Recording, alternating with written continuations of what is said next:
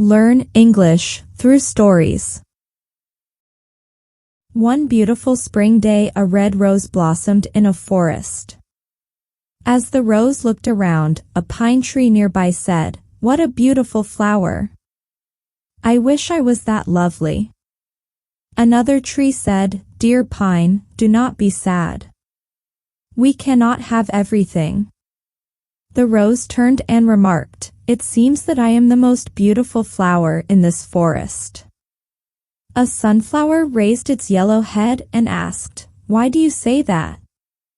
In this forest there are many beautiful flowers. You are just one of them." The red rose replied, "I see everyone looking at me and admiring me." Then the rose looked at a cactus and said, "Look at that ugly plant full of thorns." The pine tree said, "Red rose, what kind of talk is this? Who can say what beauty is? You have thorns too." The proud red rose looked angrily at the pine and said, "I thought you had good taste. You do not know what beauty is at all. You cannot compare my thorns to that of the cactus."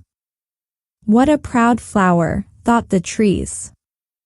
The rose tried to move its roots away from the cactus, but it could not move. As the days passed, the red rose would look at the cactus and say insulting things, like, "This plant is useless. How sorry I am to be his neighbor."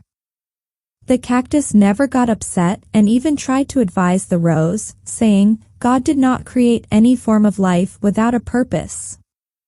Spring passed, and the weather became very warm. Life became difficult in the forest, as there was no rain. The red rose began to wilt. One day the rose saw sparrows stick their beaks into the cactus and then fly away, refreshed. This was puzzling, and the red rose asked the pine tree what the birds were doing. The pine tree explained that the birds were getting water from the cactus. "Does it not hurt when they make holes?" asked the rose. "Yes, but the cactus does not like to see the birds suffer," replied the pine. The rose opened its eyes in wonder and exclaimed, "The cactus has water?" "Yes, you can also drink from it. The sparrow can bring water to you if you ask the cactus for help." The red rose felt too ashamed to ask for water from the cactus, but finally it did ask for help. The cactus kindly agreed. The birds filled their beaks with water and watered the rose's roots. Thus the rose learned a lesson and never judged anyone by their appearance again. Let's have a look at the meaning of the words or phrases used in this story. You can take a screenshot of them